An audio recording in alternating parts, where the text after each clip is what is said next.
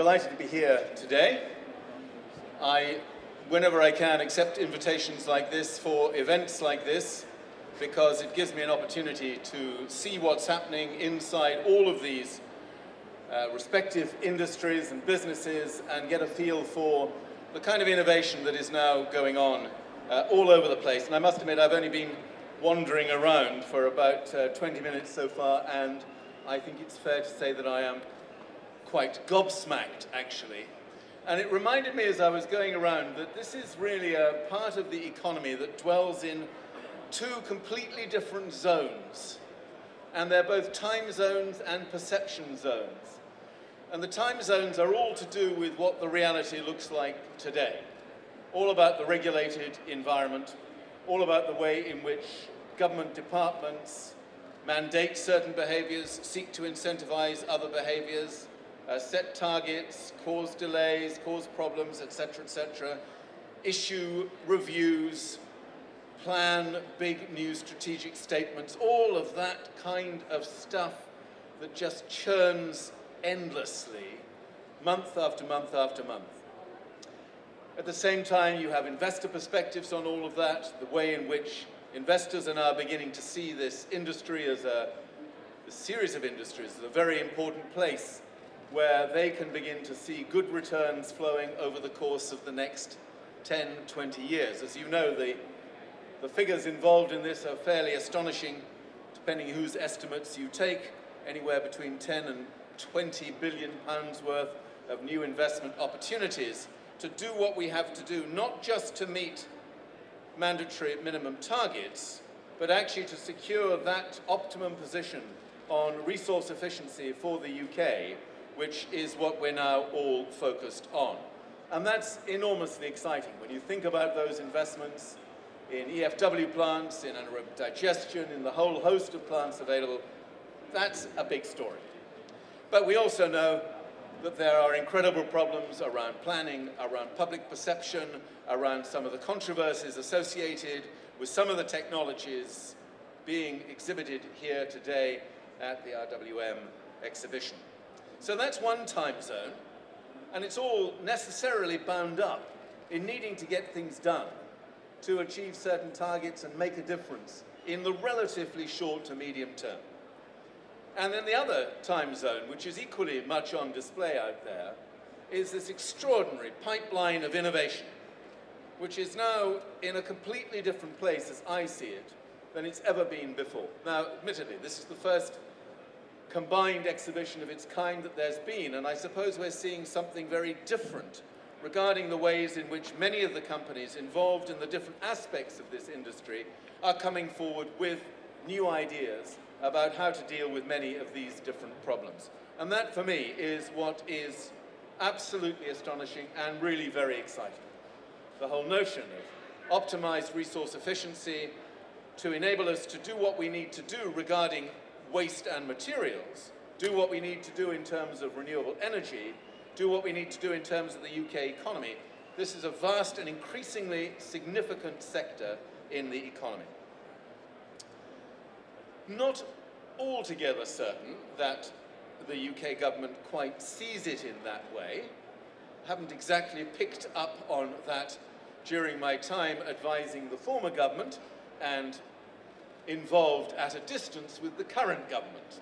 And I couldn't help but notice recently a little survey published by RGR and Beasley Associates where they polled a large number of industry leaders, I think hundreds of industry leaders, as to what they thought about DEFRA's waste review, which came out in July, and what they thought that would mean for the government's new waste management plan for 2012.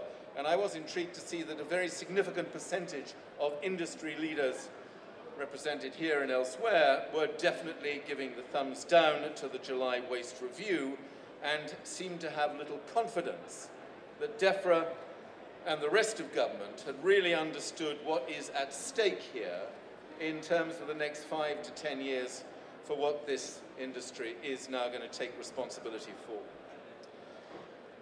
We know what some of those problems look like. There's no difficulty understanding the barriers to the kind of success stories that people would like to tell. I noticed that Sean McCarthy from the London Commission for 2012 was here earlier today talking, I've no doubt, about the enormous success of the ODA in meeting some of its targets on reducing construction waste to landfill.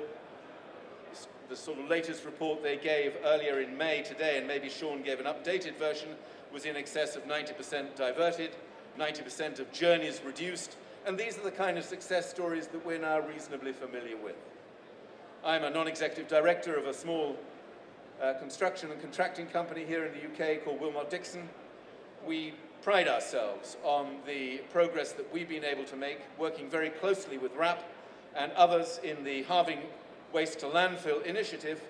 We hope this year to be up to 94%. I was talking to one of my colleagues on the way in here from Wilmot Dixon, finding that last 5–6% increasingly difficult as we seek to get to our zero waste target by 2012. But that's the position that leading companies are in now, looking at that last little bit of the story in order to meet hugely ambitious targets of that kind, which once might have been thought to be unattainable by large parts of the construction industry.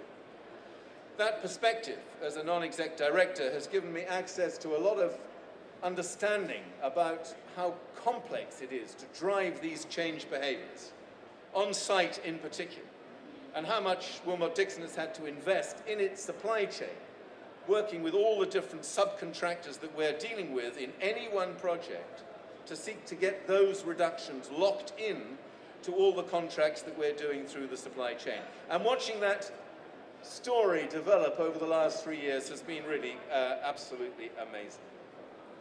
So 2 different time zones, extraordinarily interesting time to be involved in this whole story, but I guess a little bit nervous about the degree to which we're now going to see some strategically different stories emerging from government. As you know, we're heading into some very interesting times. We have the new waste management plan for 2012, and we have the rebanding for the renewable obligation certificates, a very important part of what companies here are seeking to achieve.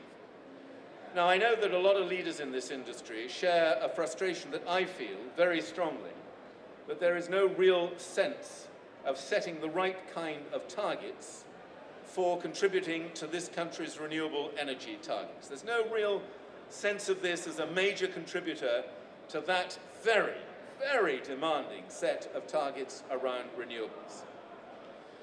In contrast to what the government is now seeking to do on wind, on feed-in tariffs to help small-scale renewables, photovoltaics and so on, you'd have to say this is a bit of a lost contributor to that total picture. And I don't really understand that, to be honest. If you look at the performance in other countries, and you look at how energy from waste has developed and become a very significant contributor to the renewable energy targets for those countries, it's difficult to understand why we're stuck in the place that we are stuck in. Now, maybe it's because the government is nervous about planning processes in England and elsewhere in the UK. Maybe it's worked out that there is a bit of a problem about being able to bring forward proposals for more innovative resource management solutions in the way that we'd like. So what you know the government has decided to do is to tear up all the planning policy guidance that we have in this country at the moment, the whole raft of policy planning statements, to put them all on the bonfire and create a new 62-page national planning policy framework. I imagine that you have all been following something of the debate about the NPPF, which isn't just about housing, although it's been characterized as a debate about housing. It isn't. It's a debate about development control, the planning for everything, all the planning proposals that every single one of the businesses represented here will seek to bring forward. Now, the government has thrown itself into another of these self-engineered controversies, which it seems almost incredibly capable of doing. I don't quite know how it manages this, but it does. And it is right in the thick of one of these now. You kind of know that when the government has to describe the National Trust as an organization full of recidivist lefties, which was a quote that I heard from a senior civil servant in CLG recently, recidivist lefties in the National Trust. I'm sorry, this is not my world, and I don't really know how they think it's anybody else's world either. They're trying to do something which, in my opinion, is really very foolish. You probably know what lies behind the National Planning Policy Framework, which is a, quote, presumption in favor of sustainable development. Now, you can imagine, as a former chair of the Sustainable Development Commission, sadly no more, as this government got rid of it, but as a former chair of the Commission, my heart lifted when one weekend, 3 weeks ago, I heard 62 different references to sustainable development on the BBC News. That's probably more references than I enjoyed during my entire 9 years as chair of the Sustainable Development Commission. Doesn't make me feel good, but that's probably the truth of it. So I thought, fantastic. Go for it. I thought, absolutely fantastic. So we've got a government with a presumption in favor of sustainable development. We must be halfway there. The National Planning Policy Framework then invites people to look carefully at the principles of sustainable development, which will explain what they mean by it. And sadly, there is no reference to any principle at all about what sustainable development means in that document. Old definitions in PPS 1, in the Sustainable Development Strategy, cast aside, and no new definition of sustainable development put in its place. You can understand why people are feeling just a little bit suspicious about this rather strange approach. And given that every single one of these ministers involved in it, Greg Clark himself, Eric Pickles, George Osborne, Grant Shapps, Andrew Stunnell, all of those who are most involved in the new National Planning Policy Framework have been significant contributors to what can only be described as good old-fashioned NIMBY campaigns to stop energy from waste plants, to stop composting plants, to stop developments of the kind that people here want to see brought forward expeditiously and with purpose. You do wonder about the depth of hypocrisy that this government is capable of. Not only that, I'm a tiny bit nervous for them, because in the past, Tories have largely subscribed to what I call the banana tendency, which is the build absolutely nothing anywhere near anybody, very strong precept of Tories hanging on to what they have, are now being invited to join what I have to describe as the Babanancy team, which is the build absolutely anything anywhere you can stick it. The journey from banana to Babanancy is pretty astonishing, and there are going to be a lot of Tory MPs who just won't be able to cope with this, I can tell you. I no longer dare speak about the Lib Dems because they're not in the same world where I once knew them to be. These planning issues are critical. In DEFRA's waste review in July, they referred specifically to learning from the renewable industry, particularly the wind industry, in bringing forward protocols for community engagement and community benefits. Well, as someone who's been very involved in the renewable energy industry here, and particularly in the wind industry, I'd have to say I don't think that's necessarily going to crack it. We don't know how these protocols are going to work for wind because they only came in really in January, February of this year, so we're not sure the influence that it started to have on new developments. But there are many people out there who still feel that even an incentivization of that kind, community incentivization of that kind, is not sufficient to get them over the hurdle of seeing these developments being beneficial for them as well as for distant government targets or whatever it might be. I suspect it'll be the same with many of these new proposals about resource efficiency, which will go into the same box. Now, you may want to come back to me, and I don't blame you, for saying that aren't people like me responsible for much of this NIMBYist tendency when it comes to proposals of this kind? Well, maybe. I actually left Friends of the Earth in 1991, so I'm going to take my share of the blame up until that point. But you need to know there are now a lot of people working in the environment movement seeking to find much more efficient solutions to these problems than are available to us at the moment. Perhaps we shouldn't panic. A friend of mine has just come back from Shanghai. He was there in July. He wasn't actually there for the Chinese municipal waste conference that was going on in Shanghai in July, but he happened to drop in. And he told me some stories that I must admit, I found mind-boggling. The scale of what China now needs to do to meet its waste problems. The statistics are astonishing, as I'm sure you can understand, when you have 1.3 billion people moving out of conditions of a relatively poor economic base into an economy that looks pretty similar, if not rather more advanced than our own, at a massively accelerated pace. So there are now something like 400 million middle-class consumers in China with lifestyles exactly the same as ours in reality. The story of what they're now doing about MSW is remarkable. But what struck him wasn't just the big proposals around the conventional solutions to that. Beijing, for instance, planning to build 9 mass-burn incinerators by the end of 2012. I don't think planning is quite such a problem, really, in China, as I understand it. It wasn't really that got his attention. What got his attention were a lot of the smaller companies that were there, looking at exactly the kind of technologies that are exhibited out here at RWM. Looking at these advanced conversion technologies, looking at pyrolysis, looking at plasma gasification, other gasification systems, a lot of the biotreatment works that we're talking about here. A whole array of technology solutions that we're just beginning to get really excited about here.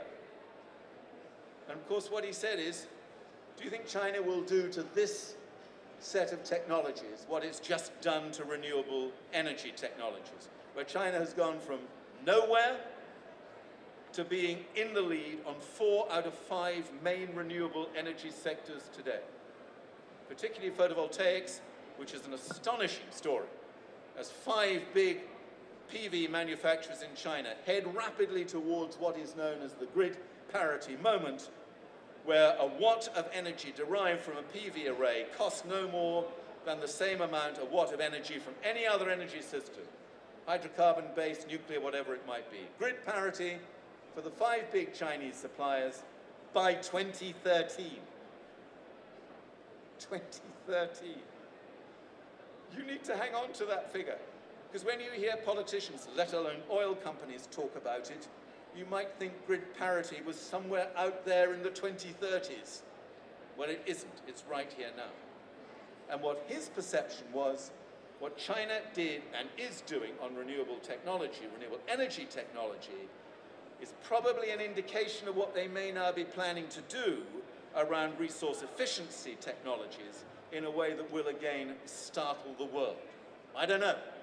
If it is, I really celebrate that. But I invite everybody here to remember just what that kind of competition really looks like, because they don't work to the same set of constraints as we have to work to here in the UK.